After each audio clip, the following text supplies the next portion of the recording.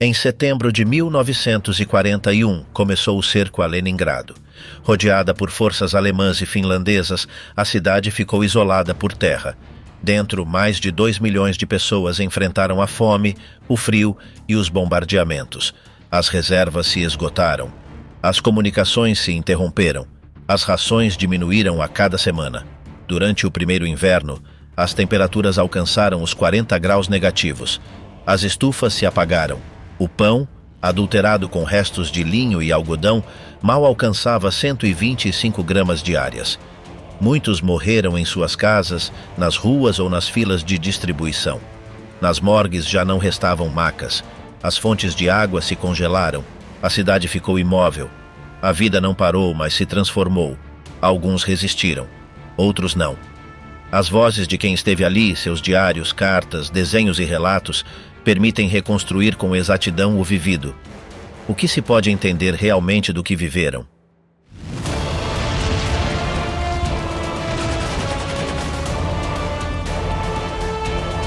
O cerco começa, a invasão alemã e a queda de Leningrado.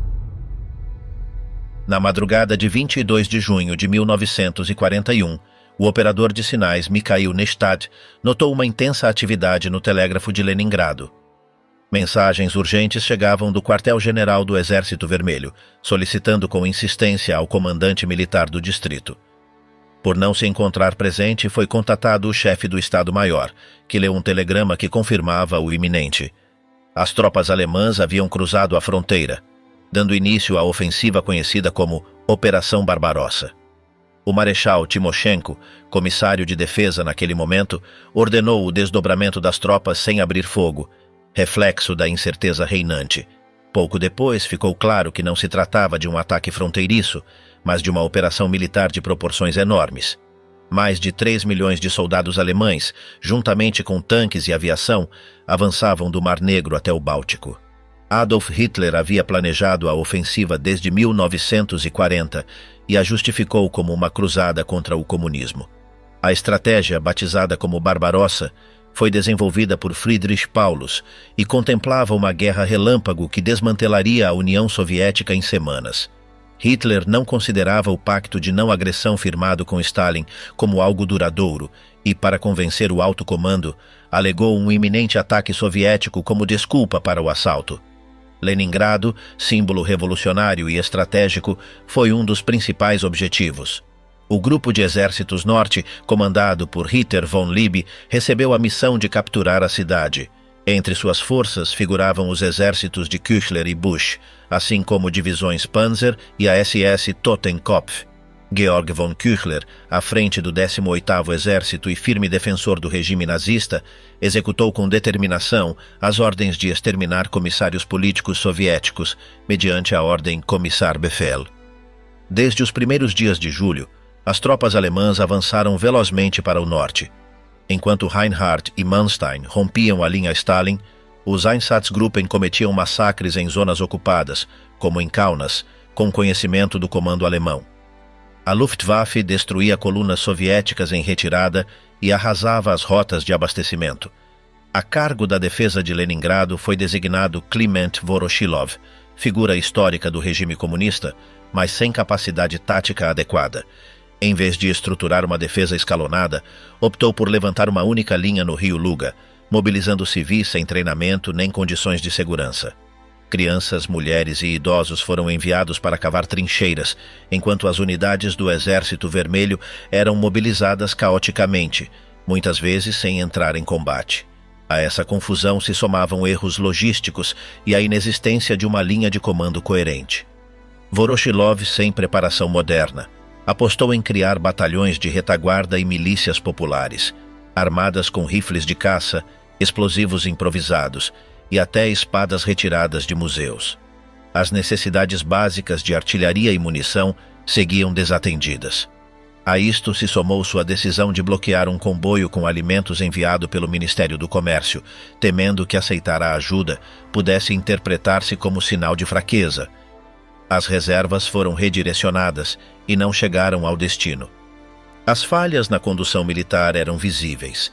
As milícias, integradas por adolescentes, combatiam sem preparação real, enquanto os comandos careciam de instruções claras.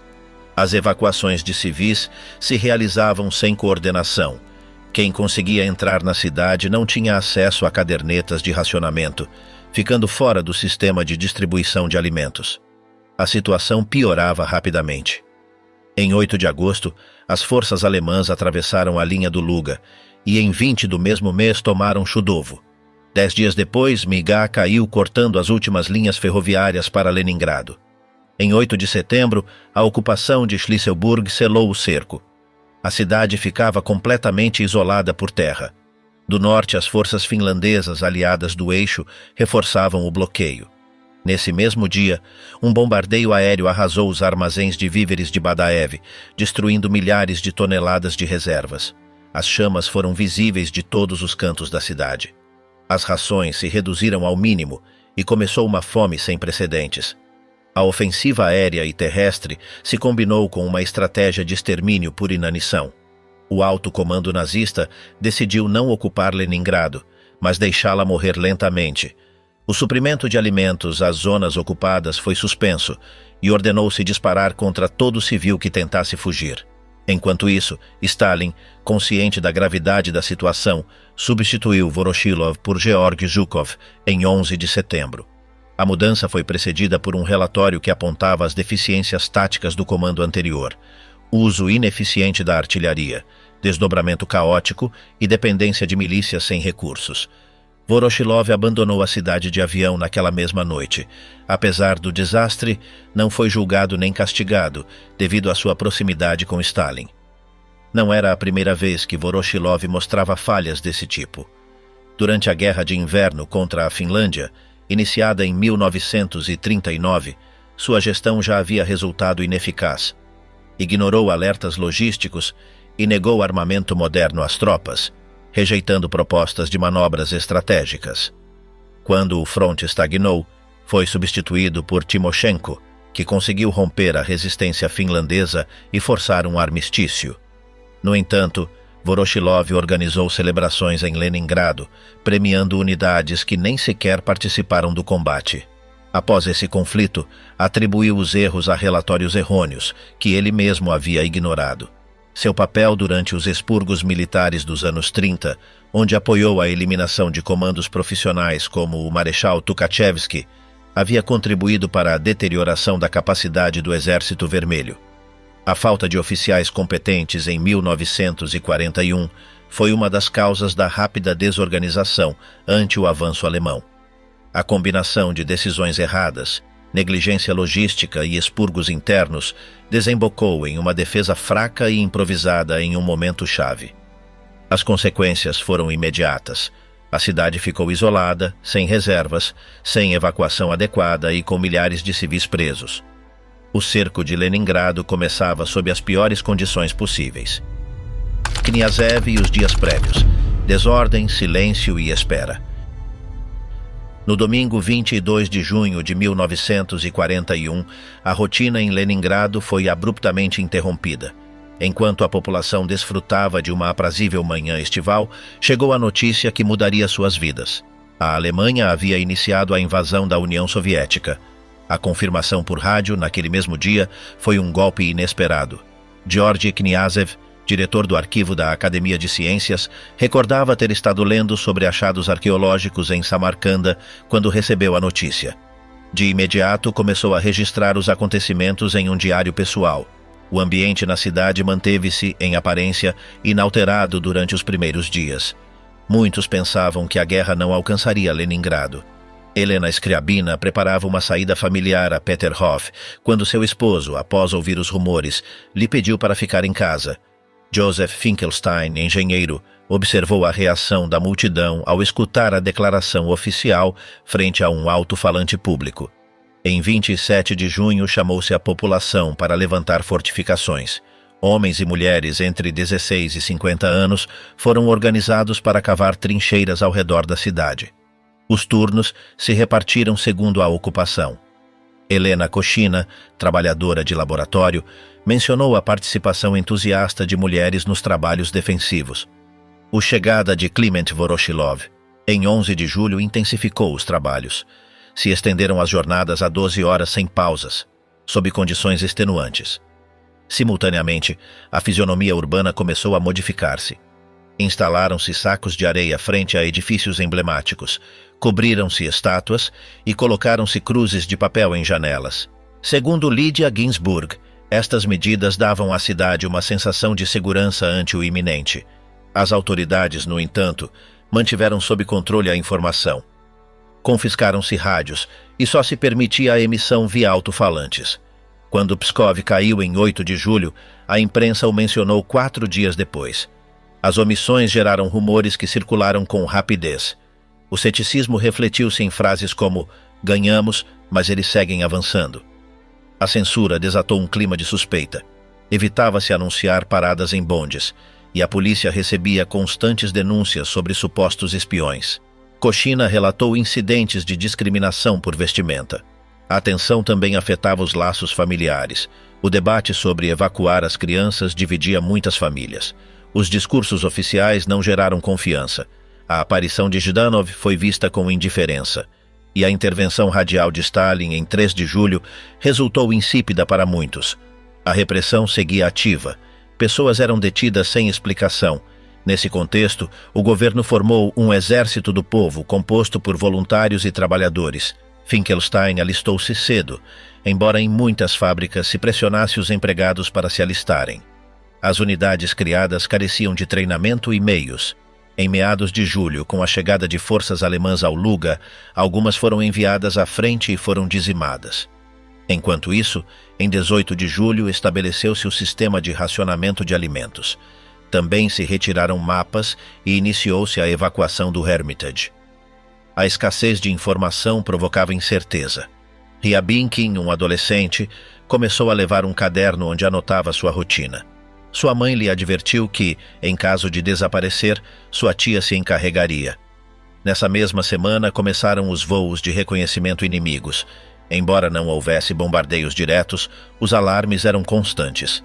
Em 10 de agosto começou uma evacuação massiva de mulheres e crianças. No entanto, os trens com evacuados foram enviados para zonas ameaçadas. Alguns comboios foram bombardeados, como em Litkovo. Fedulov relatou cenas de devastação. Muitas mães empreenderam viagens para resgatar seus filhos, sem garantia de encontrá-los com vida. Em 25 de agosto, interrompeu-se o último serviço ferroviário desde Leningrado. A cidade ficou completamente isolada. Kniazev criticou duramente as autoridades em seu diário. As reservas de alimentos eram insuficientes. As pessoas saíam ao campo em busca de qualquer recurso comestível. Zhdanov emitiu apelos apelando ao patriotismo dos habitantes. Em 1º de setembro, o compositor Dmitri Shostakovich anunciou uma nova obra. Sua declaração foi recebida com emoção. Ao mesmo tempo, improvisavam-se defesas. Barricadas, canhões reutilizados, estruturas rudimentares. Ryabinkin escreveu um plano secreto para deter o inimigo, a mostra da ansiedade generalizada. Em 8 de setembro começou o assédio. As comunicações foram interrompidas. As rações diminuíram a níveis críticos. As incursões aéreas tornaram-se mais frequentes. Mais de 15.000 bombas incendiárias caíram naquele mês. A população falava de luzes estranhas no céu e sabotadores. A cidade entrava em uma nova etapa, marcada pela luta diária pela sobrevivência. Com a chegada do frio, aumentou o desespero. O comércio fechou e as pessoas trocavam pertences por comida. Kniazev, ante o vazio de pão em sua despensa, instalou um gancho no teto, reflexo de uma última decisão. Assim começou a etapa mais dura para Leningrado. O cerco não só buscava asfixiar a cidade militarmente, mas também quebrá-la espiritualmente. Os habitantes enfrentavam uma ameaça que ia mais além do inimigo visível. A fome, o medo e a desinformação se tornavam inimigos cotidianos. Terreno maldito. A armadilha do Neva. Em 11 de setembro de 1941, Georgy Zhukov chegou a Leningrado após um arriscado voo escoltado por caças-bombardeiros soviéticos. Portava uma ordem direta de Stalin que o colocava à frente da defesa de a cidade, deslocando Kliment Voroshilov. Apenas aterrissou, revogou uma medida previamente aprovada por Zhdanov e Voroshilov, o afundamento da frota do Báltico. Para Zhukov, Manter os navios era essencial na estratégia defensiva. Semanas antes, a evacuação de Tallinn para Kronstadt havia terminado em tragédia. A frota, composta por navios de guerra, embarcações menores e barcos civis repletos de refugiados, foi alvo de ataques aéreos e minas alemãs. Mais de 50 embarcações se perderam, e estima-se que mais de 17 mil pessoas morreram durante a operação. Zhukov ordenou desativar as cargas explosivas colocadas nos navios e os redistribuiu como plataformas flutuantes de artilharia. Desse modo, os 338 canhões da frota foram incorporados como parte da defesa costeira da cidade. Ao assumir o comando, reorganizou o esquema militar. Dividiu Leningrado em 6 setores defensivos, reforçou as linhas com fortificações e desdobrou armamento antitanque. Denunciou a desordem no comando anterior e eliminou medidas que considerava inúteis, como os tanques de madeira usados como chamarizes. Para impor ordem, estabeleceu uma estrita disciplina. Quem abandonasse suas posições sem autorização seria executado. Apesar dos indícios de que o inimigo não lançaria um assalto frontal, Zhukov se aferrou a essa hipótese. Ignorou relatórios que apontavam para uma estratégia alemã de cerco prolongado. Nesse contexto, obrigou o 8º Exército a lançar uma ofensiva desde Oranienbaum, apesar de seu frágil estado. A operação fracassou, deixando um alto número de baixas. Também ordenou reforçar a ilha de Oreshek, a leste do lago Ladoga. Durante a travessia diurna para a ilha, a aviação alemã dizimou os primeiros contingentes. De 200 soldados que integravam a primeira leva, apenas uma dezena conseguiu chegar ao destino. Em outra tentativa, Zhukov impulsionou a travessia do Neva para tomar posições na margem oriental, perto de Nevskaya Dubrovka. Nesse ponto, formou-se a cabeça de ponte de Nevsky. Soldados soviéticos cruzaram o rio em balsas improvisadas, sob o fogo constante da artilharia inimiga. As perdas foram devastadoras desde os primeiros dias. Embora tenham conseguido estabelecer-se brevemente do outro lado do Neva, a ofensiva não se consolidou. O 54º Exército, sob o comando de Kulik, não reagiu a tempo, e os alemães aproveitaram para fortalecer suas posições. O fogo inimigo sobre a cabeça de ponte foi implacável. A faixa ficou abarrotada de brigadas e divisões que eram dizimadas em poucas semanas. Algumas formações chegaram a reduzir-se a menos de 200 homens. Muitos dos combatentes eram adolescentes sem experiência militar. Apelidado de Nevsky Piatachok, aquele terreno sofreu milhares de bombardeios diários. Em 5 de outubro, Stalin chamou Zhukov a Moscou. Zhdanov ficou à frente do comando local. As ofensivas desde Nevsky continuaram, sem lograr resultados. As baixas se acumularam enquanto outras rotas estratégicas, como Schlisselburg, ficavam sem reforços suficientes. A pressão do cerco tornava-se cada vez mais insuportável. O abastecimento falhava e a moral desabava. As execuções por deserção aumentavam. Os diários de soldados relatavam cenas de fome, roubos e frustração ante uma liderança estagnada. As rações se reduziam a níveis mínimos. Em 20 de outubro tentou-se outro assalto para romper o cerco. Apesar do desdobramento de milhares de homens e quase uma centena de tanques, a artilharia alemã conteve o avanço com facilidade. Apesar do revés, Stalin exigia novas ofensivas. Com a chegada do inverno, a situação piorou. O cruzamento do Neva tornou-se impossível devido ao gelo e a desnutrição se agravou. Zhdanov impulsionou a construção de uma linha de suprimento através do lago Ladoga. No entanto, os ataques desde Nevsky continuavam, sem avanços significativos. Inclusive, tentou-se reforçar a cabeça de ponte com tanques leves, que resultaram ineficazes. Os poucos que chegaram foram inutilizados ou destruídos. Como último recurso, enviaram-se operadores de rádio para manter a comunicação com as tropas presas. Em 26 de novembro, lançou-se uma última contraofensiva. Sem apoio nem armamento adequado, milhares de soldados foram enviados a campo aberto. O massacre foi inevitável. Como resposta, buscaram-se responsáveis. O coronel Frolov e o comissário Ivanov, que se negaram a executar uma ordem suicida, foram julgados e fuzilados. Enquanto isso, a população civil sofria sob bombardeios constantes. As tentativas de fuga eram repelidas por ordens do alto comando alemão. As reservas de alimentos se esgotavam. Cavavam-se solos congelados em busca de raízes ou tubérculos. Em alguns setores, se documentaram casos de canibalismo. Desde suas posições, a artilharia alemã bombardeava a cidade sem pausa. Escolas, hospitais e moradias eram alvo frequente. Os soldados alemães tinham a instrução de disparar contra civis que tentassem escapar. Em 13 de dezembro, o alto comando alemão concluiu que a resistência não duraria muito mais. A esperança era que a população sucumbisse lentamente por inanição.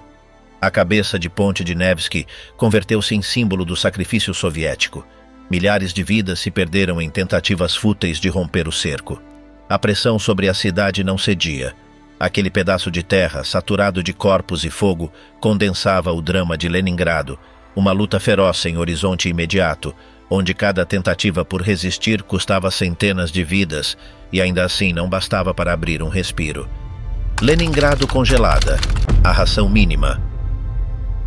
Durante dezembro de 1941, Axel Reichard, cientista do Instituto Zoológico de Leningrado, continuou focado em sua obra sobre a fauna soviética, apesar da fome que o debilitava dia após dia. Especialista em coleópteros, havia consagrado sua vida ao estudo dos insetos. Embora sua saúde se deteriorasse, persistia em suas investigações, registrando meticulosamente cada observação. Havia sido detido em 1938 pela NKVD, junto a outros colegas de nomes estrangeiros, embora tenha sido libertado um ano depois e pôde retomar seu trabalho. Com 50 anos ao começar o assédio, Reichard alternava suas tarefas entre proteger sua coleção, vigiar do telhado do instituto e continuar escrevendo. Mantinha um sistema rigoroso de trabalho com cadernos de notas e tinta da China, inclusive anotando interrupções provocadas por obuses. Em dezembro deixou escrito: "Se não morrer de fome, conseguirei." Pouco tempo depois, foi achado morto em seu escritório, vestido com esmero. A cidade sofria de uma fome crescente. Helena Koshina, casada pouco antes da invasão, relatava em seu diário as mudanças que o cerco provocou em seu marido, Dima. Inicialmente afetuoso, começou a mostrar sinais de deterioração moral. Roubou comida, atacou uma criança e desenvolveu estratégias para subtrair pão. Helena o observava com temor, pois a decadência dele refletia a decomposição da cidade. Em seus escritos descreveu cenas de saque, violência e desespero. Informes alemães confirmavam que a população não respondia mais aos alarmes de artilharia e que as pessoas caíam de fome nas ruas. A ajuda mútua se tornava inviável pelo esgotamento geral. O comando do 18º Exército proibiu suas tropas de falar da fome para evitar uma crise moral. No entanto, muitos soldados sabiam o que ocorria. Em meio ao sofrimento, os teatros ofereciam um refúgio emocional. O teatro de comédia musical se converteu em um espaço de escape. Apesar das condições extremas, atores e músicos seguiam apresentando-se. Nikolai Rudashevsky e Tamara Salnikova relataram como viviam e dormiam no teatro para poder seguir atuando. Inclusive, quando um ator morreu no intervalo, o resto do elenco decidiu continuar pelo público. O Instituto de Genética Vegetal também foi cenário de resistência. Seus empregados protegeram uma vasta coleção de sementes e tubérculos. Embora morressem de fome, não tocaram nas reservas. Pensavam nas gerações futuras. Nas ruas, os atos de solidariedade se alternavam com os de egoísmo e desespero. Zoya Taratinova, uma adolescente, conseguiu proteger um carregamento de pão com a ajuda da multidão. O presente de um prato de trigo por uns conhecidos animou a família de Andrei Krukov, mas também houve roubos, saques e uma crescente indiferença para com o sofrimento alheio. O Museu Hermitage, embora empobrecido, mantinha-se ativo graças à energia de um gerador naval. Alexander Boldirev, um de seus trabalhadores, descrevia a escassez de alimentos e combustível. O frio se tornava insuportável e as reservas de comida eram insuficientes. Os registros pessoais de cidadãos como Yuri Bodunov, Yuri Ryabinkin e Helena Skriabina dão conta de uma deterioração física alarmante. Em meados de janeiro, as mortes alcançavam cifras astronômicas. A NKVD reportava casos de canibalismo, roubos de pão e desespero generalizado. O canibalismo era julgado por tribunais militares e se executavam sentenças. Popkov, prefeito de Leningrado, tentou tranquilizar a população com discursos otimistas, mas o descontentamento crescia. Muitos funcionários haviam se evacuado e as desigualdades na distribuição de alimentos eram notórias. Refeitórios exclusivos, como a cantina número 12, destinados a altos cargos, recebiam generosos suprimentos, enquanto o resto da população passava fome. Apesar de tudo, multiplicavam-se os gestos de compaixão. Coletivos vizinhos se organizavam para sobreviver juntos, compartilhando recursos e apoiando-se mutuamente. Alexandra Shustova descreveu como seu grupo se mantinha unido cozinhando e ajudando-se. Anatoly Molchanov destacava a importância de ter líderes dentro desses coletivos que zelassem pelo ânimo de todos. No Instituto de Arquitetura, Nikolai Baranov participou de uma reunião onde se falou do futuro de Leningrado como um ato de resistência simbólica. As esperanças de reconstrução mantinham vivo o espírito de alguns. Enquanto isso, os alemães analisavam a possibilidade de usar gás tóxico, mas não contavam com o armamento necessário. A inanição seguia sendo sua estratégia principal. No final de janeiro, os informes indicavam que os mortos se acumulavam em pátios e ruas. O gelo impedia enterrá-los e se deixavam empilhados. Em hospitais como o Alexandrovskaya, se acumulavam mais de 1.000 cadáveres. As crianças eram particularmente vulneráveis. A varíola se somava às causas de morte.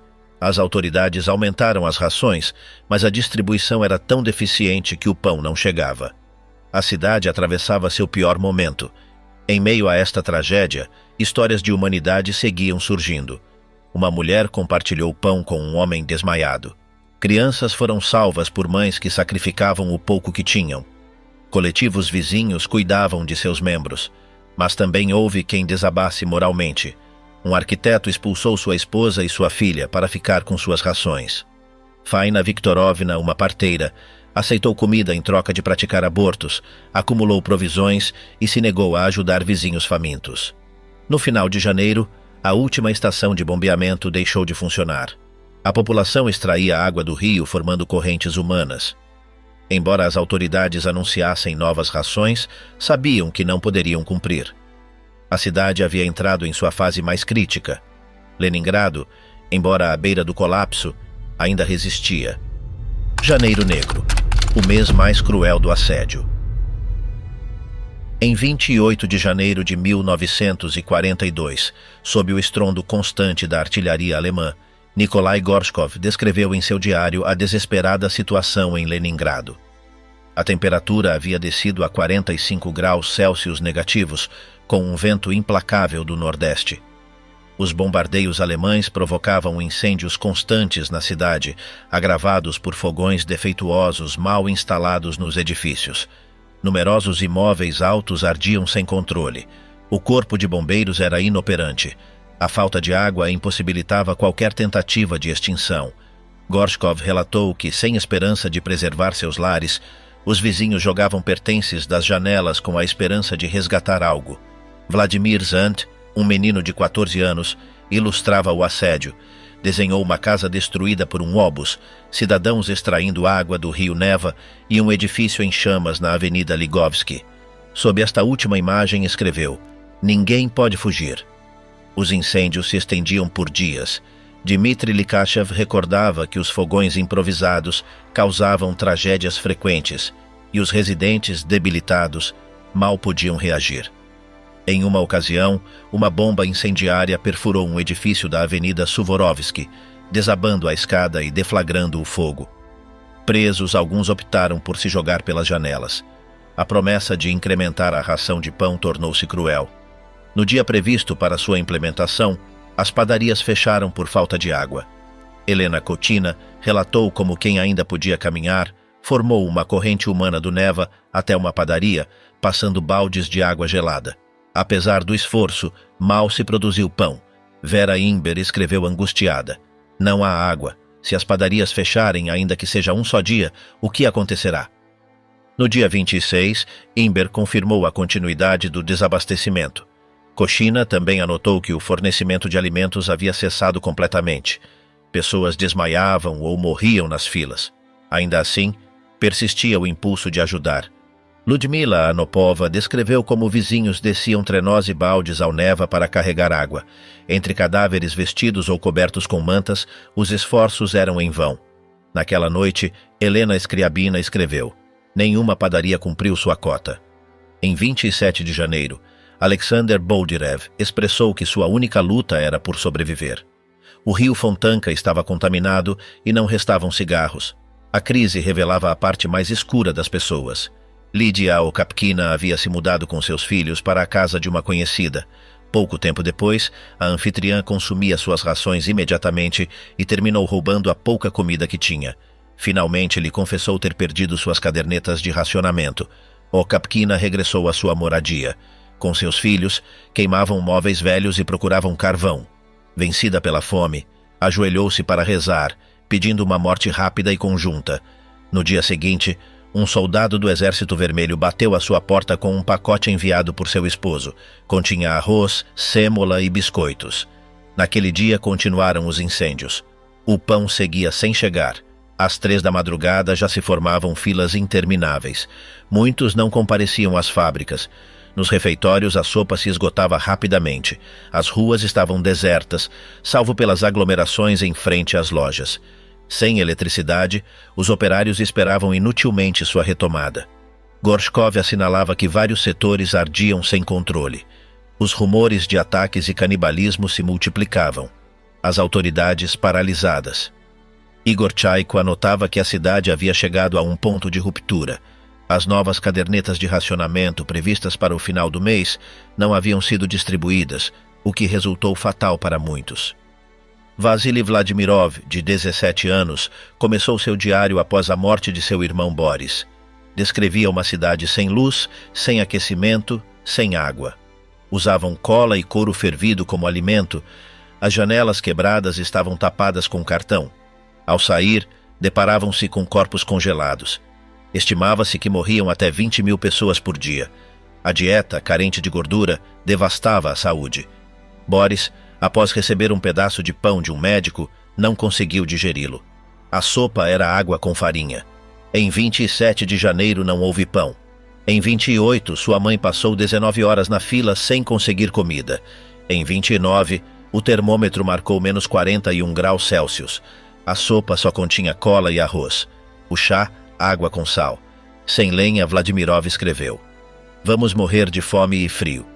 Naquele mesmo dia, Jerry Rostov, de 9 anos, desenhou uma faca cortando pão. Abaixo escreveu: estou com muita fome.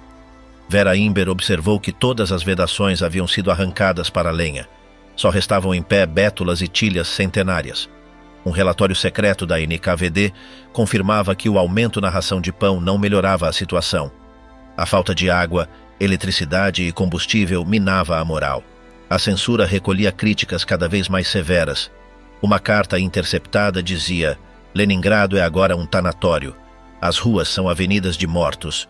Tudo está paralisado. Entre 25 de janeiro e 15 de fevereiro, se suspenderam os envios postais de Leningrado para evitar que a verdade chegasse ao exterior. Nas filas pelo pão, os comentários eram amargos. No Smolny, os dirigentes tinham comida quente, eletricidade e aquecimento. Um padeiro, Silin, relatou que os funcionários evitavam as filas. Zhdanov foi mencionado diretamente. Um contador do teatro de comédia musical comentou: Zhdanov toma café da manhã com chocolate na cama enquanto nós morremos de fome. O dirigente sublinhou a frase e pediu para sancionar o responsável. As autoridades concentravam esforços em reprimir a dissidência. Em 29 de janeiro, a NKVD informou a detenção de trabalhadores de uma clínica, acusados de difundir informação sobre mortes e doenças. Em 31 de janeiro, Alexander Boldirev escreveu que suas pernas não respondiam e que no dia seguinte também não haveria pão. Trenós trasladavam vários cadáveres simultaneamente. Alexandra Ivanova, após perder seu pai, 3 sobrinhos e uma tia, os levou ao cemitério. Não encontrou caixão e cobriu seu pai com uma camisa. Igor Chaiko relatava que os corpos, envoltos em tecidos coloridos, depositavam-se na neve para que as equipes de recolhimento os localizassem. Esta colheita de cores tornou-se habitual. Algumas mães levavam nos braços seus filhos falecidos com uma dignidade estarrecedora. Tamara Zaitseva recordava que se ferviam livros e se mastigavam cintos. Em seu bairro, uma mãe devorou sua filha. Matt Sundakov recordava sua mãe recolhendo migalhas com o dedo sobre a mesa.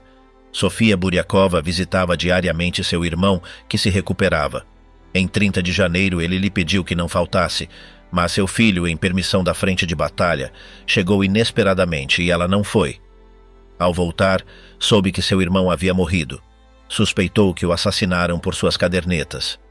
Em 31 de janeiro, Igor Shaiko jazia na cama, sem forças. Um amigo caminhou quilômetros na neve para lhe levar comida. O pessoal sanitário seguia percorrendo lares em busca de crianças órfãs. Um médico achou em um quarto gelado 3 corpos: uma mulher, um adolescente e um bebê. Uma menina, a única sobrevivente, tentava reanimar sua mãe com uma toalha. Em 4 de fevereiro, Mikhail Nozirev escreveu que a cidade havia perdido todo traço de civilização. Os mortos se acumulavam e a comida se conseguia por meios inenarráveis. Ainda assim, tentou salvar um homem desmaiado.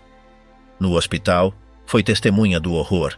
Jardins e corredores repletos de cadáveres, pessoal insensível. Concluiu em seu diário: hoje compreendi o significado da palavra horror. A linha tênue, distribuição, fuga e ruína. Nos primeiros dias de dezembro de 1942, traçou-se sobre a superfície congelada do Lago Ladoga uma estrada provisória destinada a conectar Leningrado com o território controlado pelo resto da União Soviética. Esta rota de emergência, habilitada pelo Exército Vermelho, permitiu o transporte de suprimentos essenciais para a cidade e a saída parcial de civis. Embora mais tarde fosse lembrada como o caminho da vida, suas primeiras semanas não lograram reverter o colapso alimentar que atingia a população. Construída sob temperaturas extremas, a rota começou em pontos ferroviários próximos a Tikhvin e se estendeu até o porto de Ozinovets, na margem oeste do lago. De lá, os carregamentos eram transferidos para caminhões e trenós que cruzavam o gelo rumo à cidade sitiada. O trajeto inaugural resultou trágico. 157 veículos foram destruídos pelo gelo ou por ataques inimigos. Os motoristas deixavam as portas abertas para escapar em caso de queda, o que por sua vez os expunha a bombardeios aéreos, já que deviam manter as luzes acesas para se orientarem na escuridão. À medida que o inverno avançava, a organização e eficiência do transporte melhoraram. No final de dezembro, cerca de 4.000 veículos chegavam a cada dia, com aproximadamente 700 toneladas de carga. Em janeiro, o volume diário de suprimentos se duplicou. Vera Rogova, responsável por regular o trânsito sobre o gelo, relatou que não existiam refúgios para o pessoal e que os turnos eram contínuos. Apesar das normas que exigiam manter distância entre veículos, muitos avançavam agrupados para assegurar a maior quantidade de entregas possível. Ivan Krylov, encarregado do embarque na margem oriental do lago, descreveu jornadas inteiras descarregando sacos de grão, açúcar e tambores com combustível sob fogo constante. Segundo suas palavras, sabiam que cada carga descarregada representava uma ração de subsistência para milhares de pessoas presas em Leningrado, onde o pão diário mal alcançava 125 gramas. Embora a capacidade de transporte crescesse, a distribuição na cidade não era equitativa. Em meados de fevereiro, quando a via permitia o ingresso de 3.000 toneladas diárias, persistiam as denúncias por desvio de alimentos. Nas filas se murmurava que os armazéns do partido estavam abastecidos enquanto a população seguia colapsando. Alguns trabalhadores estatais foram acusados de armazenar provisões em segredo. A evacuação de civis, planejada desde o início de dezembro, havia sido adiada. A ideia inicial consistia em retirar 5.000 pessoas por dia a partir de 10 de dezembro, mas após uma reunião com Stalin, Zhdanov suspendeu a operação, argumentando que uma saída massiva poderia ser interpretada como sinal de fraqueza. Somente em fevereiro de 1943, com a ofensiva militar estagnada e as temperaturas estabilizadas, retomou-se a transferência de população. Pavel Luknitsky, cronista oficial, acompanhou um dos primeiros comboios de saída.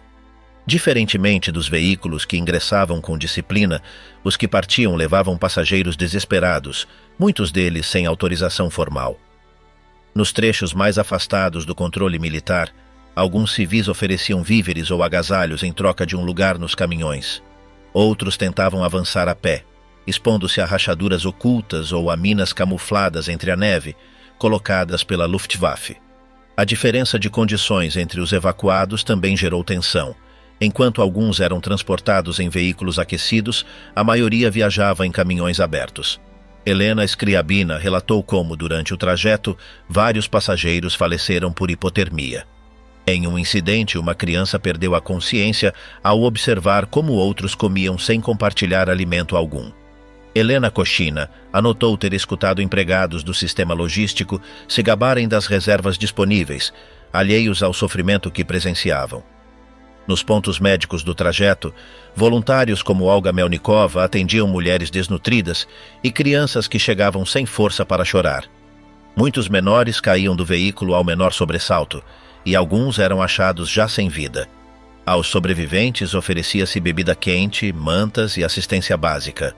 Em ocasiões, um pouco de chá e alguns biscoitos bastavam para reanimá-los temporariamente.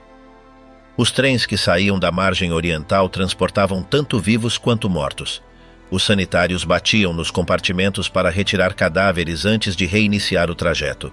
Apesar dos riscos, milhares se inscreviam diariamente com a esperança de serem evacuados. Não foi até a segunda metade de fevereiro quando começaram a observar-se melhorias na distribuição interna. O aparecimento de embutidos e carne processada em certos estabelecimentos buscou acalmar o descontentamento. No entanto, as críticas não cessavam.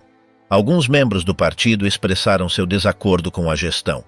O artista Ivan Gruzdev denunciou o ocultamento de alimentos e a pintora Anna Ostromova manifestou publicamente sua indignação ante as prioridades de distribuição. Em contraste com estas queixas, surgiram ações que refletiam o desejo de resistir. Anatoly Molchanov mencionou que, inclusive em meio ao frio e à escassez, alguns recuperavam força repentinamente. Olga Simanovskaya, professora em um albergue infantil, criou rotinas de leitura e poesia que as crianças começaram a seguir com entusiasmo. Apesar do esgotamento, a repetição destes hábitos lhes outorgava uma ilusão de normalidade. O Dr. Mikhail Chernorutsky, que assistia aos pacientes mais graves, notou que aqueles que mantinham pensamentos positivos ou se agarravam a pequenas esperanças mostravam maior resistência. Um exemplo foi o caso de Tanya Utkina, uma menina que logrou sobrepor-se à beira do colapso após agarrar-se à lembrança de sua irmã menor. Dos estúdios de rádio em condições mínimas, Olga Berggoltz recitava poemas com voz debilitada, mas firme. Embora seu esposo houvesse morrido de inanição, continuou transmitindo. Suas palavras, frequentemente a única mensagem de consolo para muitos, mantinham viva a conexão emocional entre os cidadãos. A jovem Helena Martila, artista em recuperação, decidiu pintar um autorretrato em um momento de extrema debilidade. Considerou seu esforço como uma afirmação de vida. Poucos dias depois, começou a mostrar sinais de melhora. Outros, como Alexandra Ivanova, centravam sua energia em auxiliar vizinhos enfermos. Andrei Krukov, sobrevivente de uma evacuação frustrada, dedicou-se a reconstruir o pouco que restava de sua moradia para proteger sua família. Peter Tsvetkov, um menino de 5 anos, recebeu de sua mãe um pedaço de pão com açúcar. Embora não pudesse mastigar, a doçura do alimento provocou nele uma faísca de reação. Esse simples ato simbolizou o que milhares de habitantes tentavam a cada dia: resistir um pouco mais. Enquanto a artilharia alemã não cessava e os suprimentos seguiam sendo insuficientes, a cidade permanecia de pé. O caminho sobre o gelo não foi uma salvação garantida, mas ofereceu uma possibilidade. Em torno dele se articularam atos de coragem, sacrifício e decisão, entrelaçados na complexa trama de sobrevivência que definiu aquele inverno. Entre março e agosto de 1942, limpeza, controle sanitário e reativação cultural. Uma gélida manhã de fins de fevereiro de 1942, Lídia Okapkina avançava pela margem do Neva, abrindo caminho entre a neve empurrada pelo vento.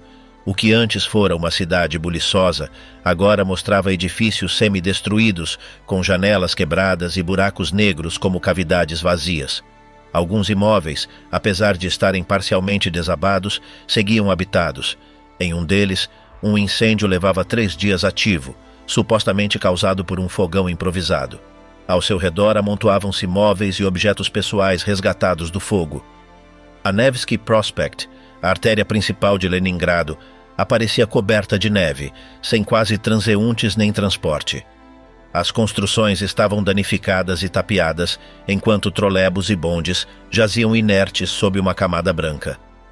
Helena Martilha descreveu este cenário como um silêncio absoluto, interrompido apenas pelo pulso distante de um metrônomo que saía de alto-falantes pendurados nas esquinas. Aquele som constante evocava o ritmo vital de uma cidade que se negava a render-se. O soldado do Exército Vermelho Sergei Miliaev, ao visitar Leningrado, encontrou uma urbe coberta de luto, ruas escuras, cadáveres visíveis e um silêncio penetrante. No entanto, notou nos rostos consumidos dos cidadãos uma determinação incorruptível. Apesar dos relatos estarrecedores que escutou, sentiu que Leningrado travava uma batalha para manter-se viva. Em 18 de fevereiro, Nikolai Gorshkov registrou o surgimento de doenças digestivas, incluindo diarreias crônicas, entre uma população já debilitada.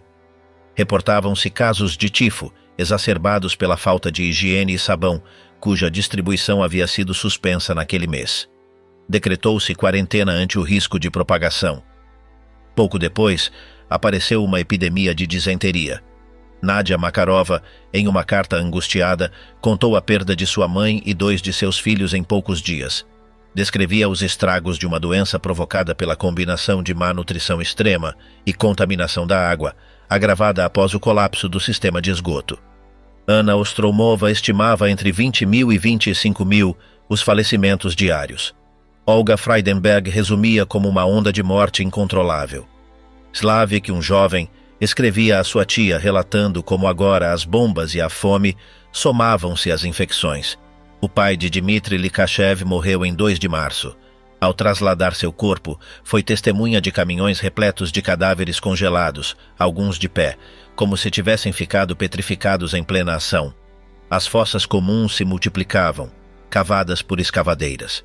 Makarova logrou que sua mãe fosse enterrada junto a seus filhos, pagando com o pouco de alimento que tinha. Os coveiros, exaustos e sobrecarregados, jogavam corpos sem miramentos. Ivan Yakushin viu como o cadáver de seu tio era retirado de um caixão improvisado e lançado sobre uma pilha de mortos. Sofia Buryakova observou como operários pisavam os corpos ao depositar novos falecidos, e ao sair do cemitério, cruzou-se com o cadáver de um homem congelado com um cigarro na boca, apontando para as fossas. O sofrimento levou alguns à beira da loucura. Makarova temia perder todos os seus filhos e sentia-se no limite. O canibalismo ressurgiu. Valentina Hotman, de 12 anos, encontrava corpos com partes mutiladas ao retirá-los de moradias abandonadas. Alguns eram lançados pelas janelas por não poderem ser descidos, quebrando-se ao impactar com o solo gelado. Viktor Kozlov relatava que apareciam membros humanos mutilados, seios arrancados e restos em latas de lixo. Natália Stroganova, de 7 anos, recordava ver um trenó carregado de corpos amarrados, com extremidades sobressaindo. Desde outubro do ano anterior, os comandos alemães haviam advertido do risco epidêmico e decidiram sitiar a cidade até provocar sua morte. Em 18 de fevereiro, confirmou-se o aparecimento de varíola, algo que também anotou Gorshkov nesse mesmo dia. Hitler comentava em privado sobre o canibalismo em Leningrado, e a propaganda alemã chegou a afirmar que seus habitantes se alimentavam de gelatina feita com cola e carne humana. A cidade, segundo eles, estava perdida. Evgeny Moniuszko advertiu que, com o degelo, os excrementos e os cadáveres sepultados sob a neve propagariam doenças.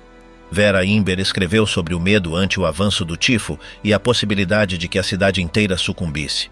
Em 8 de março iniciou-se uma campanha de limpeza na cidade, liderada por mulheres. Para 15 de março, mais de 100.000 pessoas haviam se unido ao esforço. Um jornalista descreveu como vizinhos traziam vassouras, pás ou trenós infantis para retirar o lixo. Tikhonov comparou esta proeza com os trabalhos de Hércules. Kira Petrovskaya recordou como, ainda com o corpo debilitado, milhares se somaram a limpar gelo, neve e resíduos. Helena Martilha tentou limpar uma praça com outros adolescentes. sem ferramentas adequadas. O ceticismo inicial deu lugar ao compromisso generalizado. As autoridades, no entanto, responderam com dureza. Uma anciã foi presa por não comparecer no segundo dia.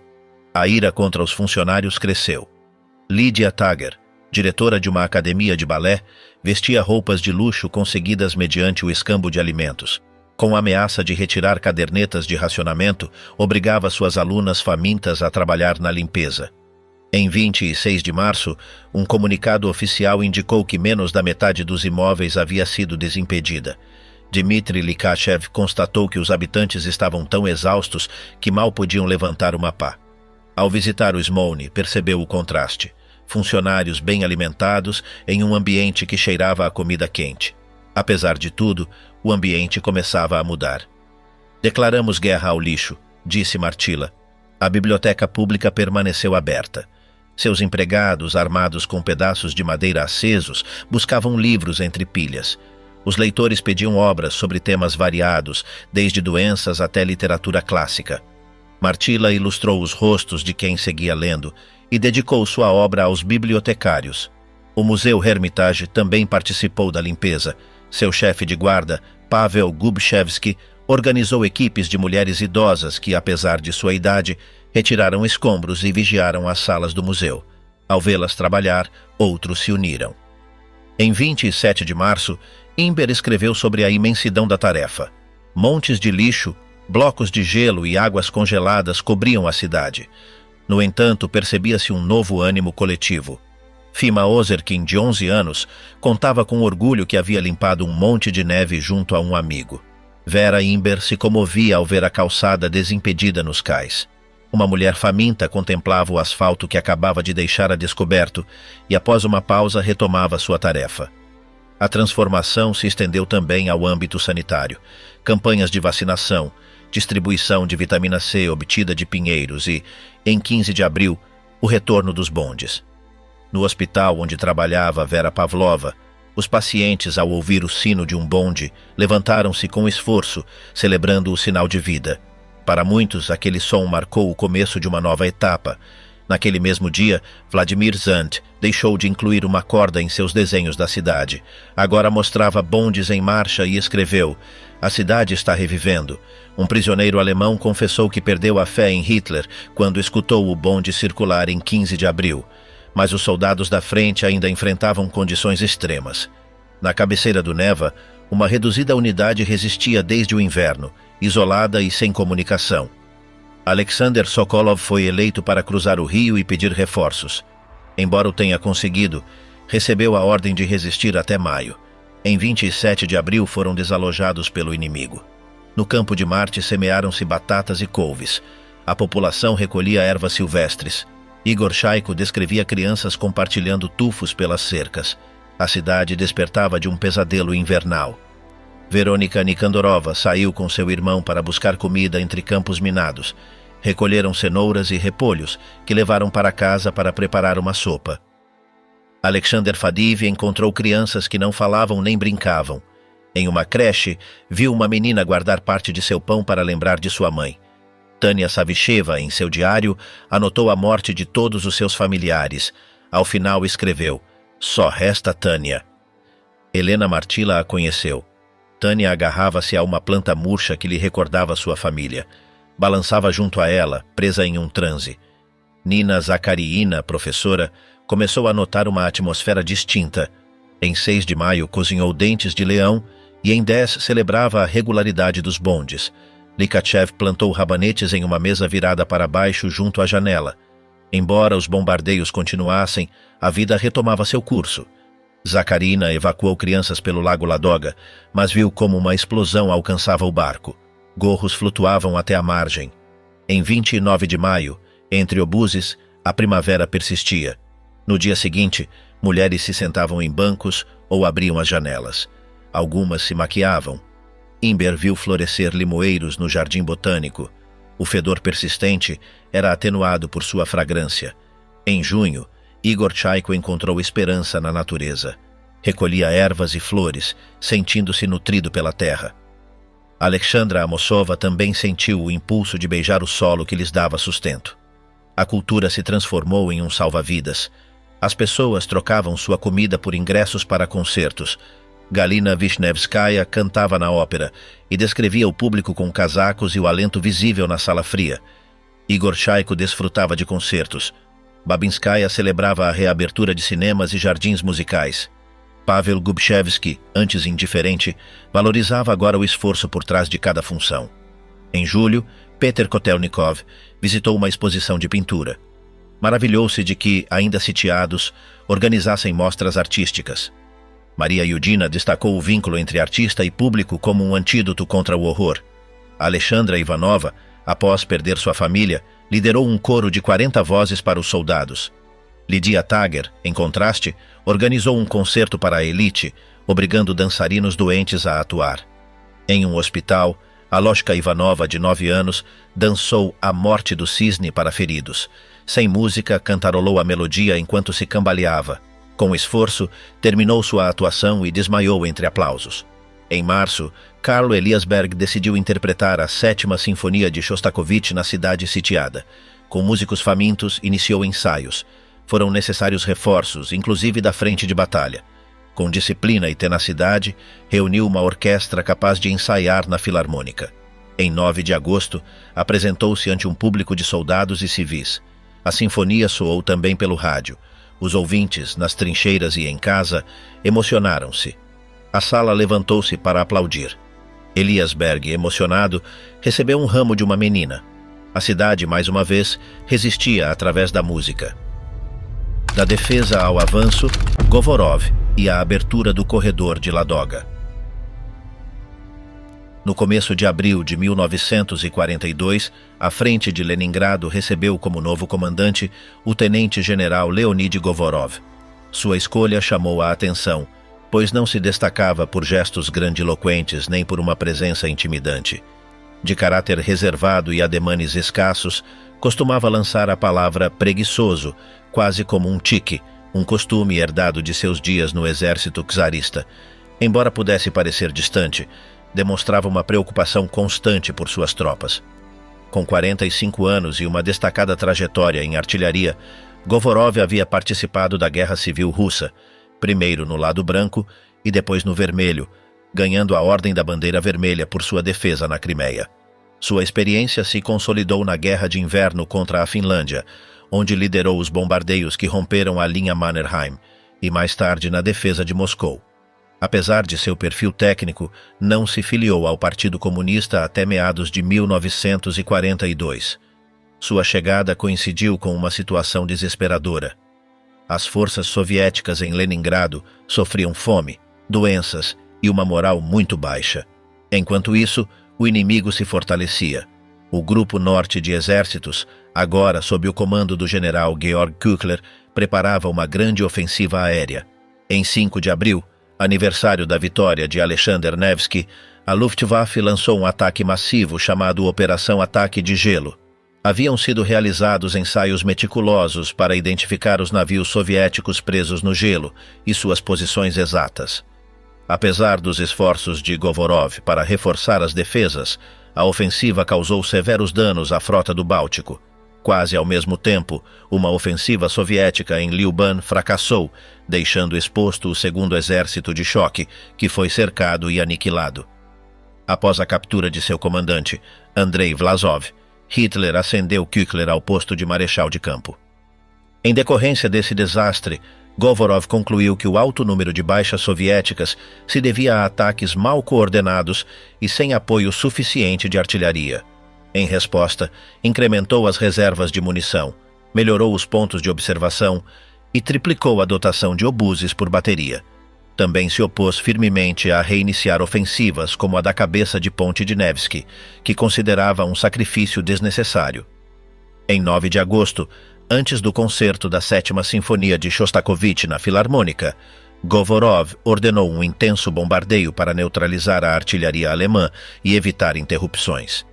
Dispôs que a música fosse retransmitida tanto para os soldados soviéticos quanto para as tropas inimigas. Enquanto isso, no sul da frente oriental, a queda de Sebastopol impulsionava Erich von Manstein a preparar uma ofensiva contra Leningrado.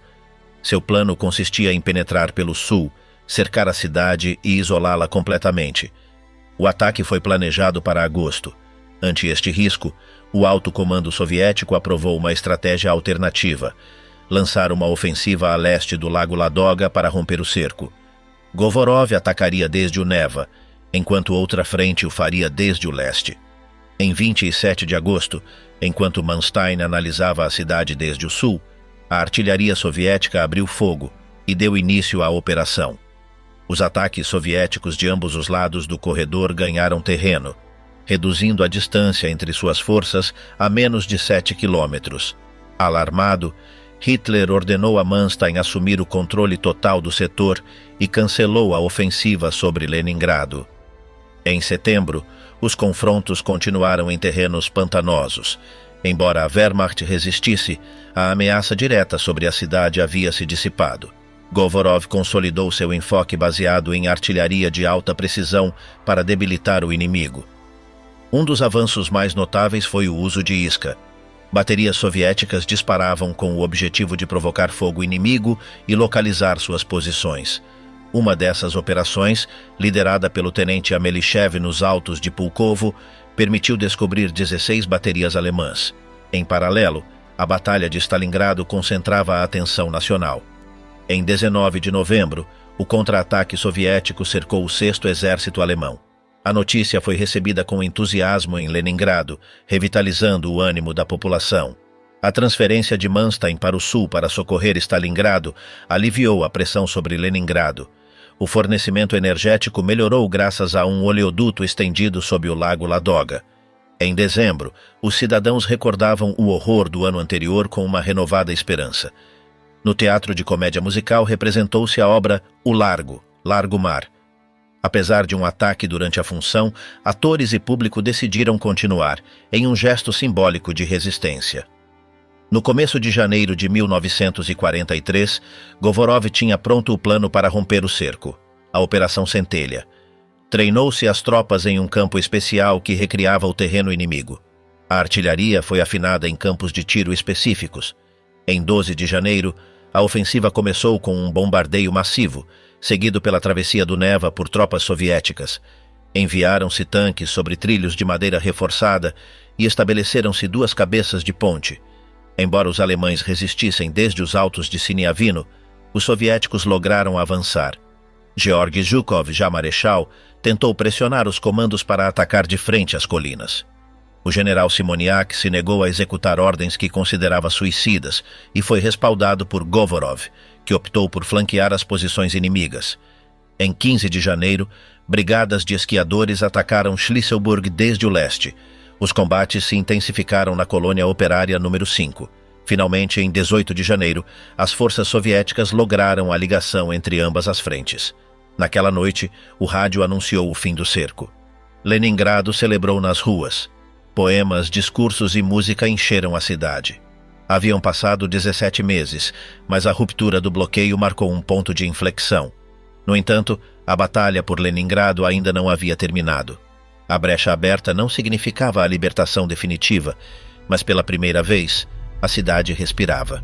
O final do assédio e o início da reconstrução. Em 18 de janeiro de 1943, as tropas soviéticas conseguiram romper o isolamento que durante meses havia mantido separada Leningrado do resto do país. Esta operação, fruto do esforço do Exército Vermelho, representou uma vitória longamente esperada pela população. A emoção foi generalizada. Embora os combates não cessassem, as forças alemãs ainda ocupavam posições-chave ao redor da cidade. A ofensiva não logrou expulsar totalmente o inimigo. As tropas de Hitler mantinham o controle de um extenso perímetro defensivo, conhecido como o Aterro do Norte, que se estendia de Pulkovo até Novgorod. Esta linha, de mais de 150 quilômetros, estava reforçada com minas, trincheiras e fortificações. Superá-la requereria um esforço considerável em recursos e pessoal. Enquanto isso, o Exército Vermelho focou-se em consolidar o acesso recuperado. Em menos de 20 dias, construíram-se uma estrada e uma via férrea que cruzavam o rio Neva por uma ponte improvisada, o que permitiu o ingresso de provisões. Apesar dos bombardeios e da vigilância constante do inimigo, Trens e caminhões, que operavam sobretudo à noite, lograram abastecer a cidade. O primeiro comboio ferroviário chegou a Leningrado em 6 de fevereiro. No entanto, a rota seguia sendo extremamente vulnerável. A ponte sobre o Neva era um alvo constante para a aviação alemã. Em 9 de fevereiro, um grupo de aviadores soviéticos logrou defender com êxito a estrutura de um ataque de bombardeiros inimigos. Por ordem de Stalin, intensificou-se a censura. Não se permitiram referências públicas ao sofrimento causado pelo sítio, em especial à fome. A poetisa Olga Bergholtz, convidada a intervir no rádio desde Moscou, foi advertida de que devia centrar-se no heroísmo da população e evitar qualquer menção à fome. Apesar das restrições, percebia-se um ambiente de recuperação. Com a chegada da primavera, surgiram sinais de esperança. Em 3 de março, Igor Shaiko escreveu que, embora a guerra seguisse, sentia que poderia superar qualquer adversidade. Ainda sob a ameaça dos obuses, os habitantes retomavam suas rotinas. Em um concerto interrompido por fogo antiaéreo, ninguém abandonou a sala. Os hortos urbanos voltaram a cobrar importância. As crianças colaboravam no cultivo. Ina Bityugova, uma jovem aficionada ao desenho, criou relatos ilustrados onde hortaliças personificadas ajudavam os necessitados e alentavam os soldados. O avanço soviético durante o verão de 1943 reforçou os ânimos. Com a retirada alemã desde a Ucrânia e o sul da Rússia, a percepção de uma mudança definitiva crescia. Em Leningrado, reintroduziram-se gatos para controlar a praga de ratos, um símbolo de recuperação. Alguns destes animais foram transportados por trem desde outras regiões. No entanto, a artilharia alemã intensificou seus ataques contra objetivos civis, incluindo paradas de bonde. As perdas humanas e os estragos foram significativos. Em meio à dor, a população reforçou seus vínculos comunitários. Muitos jovens deixaram registrado, em diários e cartas, o sentimento de unidade que o sítio havia gerado. A resistência era percebida como parte do destino coletivo do país. Para liberar completamente a cidade, o general Govorov planejou uma ofensiva múltipla. Mobilizaram-se unidades para as cabeças de ponte do sul e do oeste. Aproveitando a solidez do terreno no inverno, planejou-se o ataque para os primeiros meses de 1944. Paralelamente, elaborou-se uma narrativa oficial centrada na unidade e na liderança de Govorov. Censurou-se tudo o que não coincidisse com essa visão. Confiscaram-se diários e obras de teatro. Alguns autores foram presos. Em 5 de novembro de 1943, começaram os preparativos. Sob a supervisão direta de Govorov, reuniram-se grandes quantidades de artilharia pesada, morteiros e foguetes. Küchler, por sua vez, ordenou evacuar a população civil do leste de sua linha defensiva, antecipando uma retirada. Quando o solo endureceu pela geada, em janeiro de 1944, deu-se a ordem de ataque. Em 15 de janeiro começou um bombardeio massivo, o maior registrado até então na cidade. A intensidade do fogo deixou claro que a operação final havia começado. Nos dias seguintes, as tropas soviéticas recuperaram numerosas localidades, incluindo Pushkin e Pavlovsk. As forças alemãs superadas iniciaram sua retirada. Em 27 de janeiro, Leningrado foi oficialmente libertada após mais de 2 anos de assédio. A cidade celebrou com fogos de artifício e salvas de artilharia. As luzes dos navios soviéticos iluminaram os monumentos. Apesar do frio, os cidadãos saíram às ruas, emocionados pelo fim do bloqueio. A vida começou lentamente a normalizar-se. Para muitos, caminhar sem temor aos obuses era uma experiência nova. As crianças brincavam na rua. Os quartos com janelas ao sol voltaram a ser usados. Simultaneamente, consolidava-se a versão oficial do sítio, uma cidade unida, liderada por suas autoridades. A dor individual e as divisões internas foram omitidas. A crítica foi suprimida com rapidez. Durante o assédio, o regime reprimiu toda a dissidência. Em uma operação particularmente extensa, buscou-se o autor de uns panfletos assinados como O Rebelde. Em dezembro de 1943, foi preso Sergei Luzhkov, um operário local, que confessou tê-los escrito todos. Inclusive, observadores estrangeiros notaram as diferenças entre a população comum e os funcionários do partido. Enquanto muitos sobreviviam com mínimas rações, os círculos oficiais mantinham certos privilégios. Isto acentuou a desconfiança para com os líderes. Apesar de tudo, a cidade seguiu adiante. Em março de 1944, ao capturar um mapa alemão, descobriu-se que entre seus objetivos figuravam escolas, hospitais e museus. Em julho, o Exército Vermelho alcançou a antiga fronteira com a Finlândia. Nesse mesmo mês, Govorov foi promovido a marechal da União Soviética. Após a retirada finlandesa, alguns habitantes regressaram aos seus lares. Muitos encontraram ruínas invadidas pela vegetação. A nostalgia era inevitável. Prisioneiros de guerra alemães foram empregados em tarefas de reconstrução. Em setores ainda desertos, a cidade parecia suspensa entre a memória e a recuperação. A cada tarde, os prisioneiros eram escoltados pelas ruas principais. A população os observava em silêncio. Não houve insultos nem agressão. Esse silêncio coletivo expressava algo mais profundo. Uma mistura de luto, resignação e a certeza de que nenhuma vingança compensaria o vivido. Assim, os cidadãos de Leningrado começaram a reconstruir. Através do sofrimento compartilhado e da persistência, a cidade empreendia o caminho de volta à vida, deixando para trás o capítulo mais escuro de sua história recente. O sítio de Leningrado foi uma operação prolongada de bloqueio total, na qual as forças alemãs buscaram submeter a cidade por fome e isolamento. Durante quase 900 dias, a população enfrentou temperaturas extremas, falta de alimentos, doenças, bombardeios e cortes nos serviços básicos. O Estado não logrou garantir a segurança nem o abastecimento, e a população teve que adaptar-se para sobreviver. Os registros utilizados neste documentário mostram a vida diária durante o assédio. Não se ocultam os fatos difíceis.